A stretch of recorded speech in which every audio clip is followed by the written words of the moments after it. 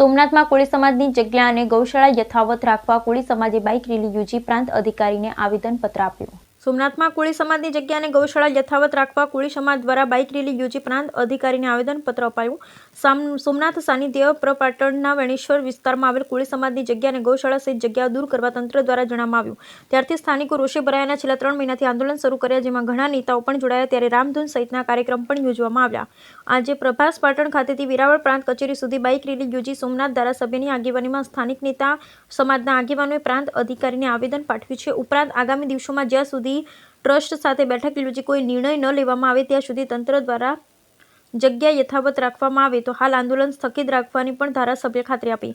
અન્યથા આગામી દિવસોમાં સોમનાથ સાનિધ્યની યોજાનાર ચિંતન શિબિરમાં પણ કાળા બાવટા ફરકવાની ચીમકી ઉચ્ચારી। આ તકે આસપાસ વિસ્તારના આગેવાનો પણ બહોળી સંખ્યામાં જોડાયા હતા અને આંદોલનને સમર્થન આપ્યું અને સૌએ એક સુરે એક જ માંગ કરી કે જે અમારી જમીન 30 વર્ષ પહેલા ફાળવવામાં આવી છે તે યથાવત રાખવામાં આવે। જો આવું નહીં કરવામાં આવે તો અમારું આંદોલન હજુ પણ યથાવત રહેશે।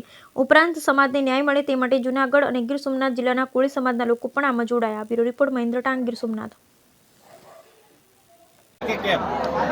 વચમાં એકવાર કલેક્ટર સાથે બેઠક થયેલી હતી અને કલેક્ટરે એવું કીધું કે હું ટ્રસ્ટને કહી દઉં છું હવે ડેમોલેશન ન કરે, તો મેં કલેક્ટરને કીધું કે ડેમોલેશન તમે કરો છો, ટ્રસ્ટ તમને લખીને આપે છે, ટ્રસ્ટ તમને લખીને આપે, ડેમોલેશન તમે કરો છો, પણ તમે ટ્રસ્ટને એવું કહી દો કે લખીને આપે કે જ્યાં સુધી વાર્તા કરતા અમે ટ્રસ્ટ સાથે બેસવા માટે પણ ત્યાં છે।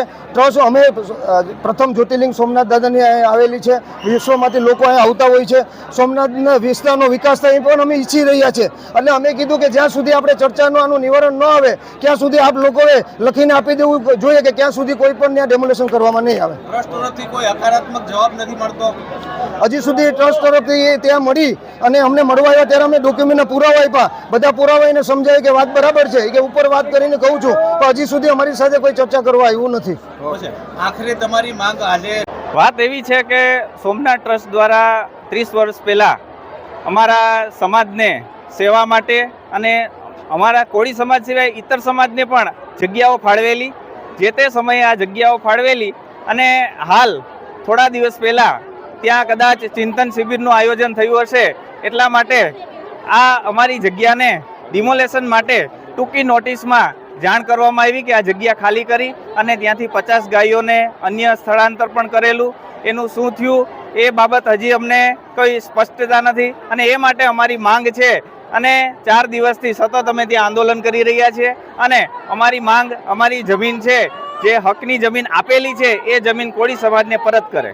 ખાસ કરીને તમે આ આંદોલનમાં તમારું સફળતા ન મળે તો આગળ રણનીતિ શું? હજી જ્યાં સુધી સફળતા ન મળે ત્યાં સુધી અમે ત્યાં ને ત્યાં જ અમારા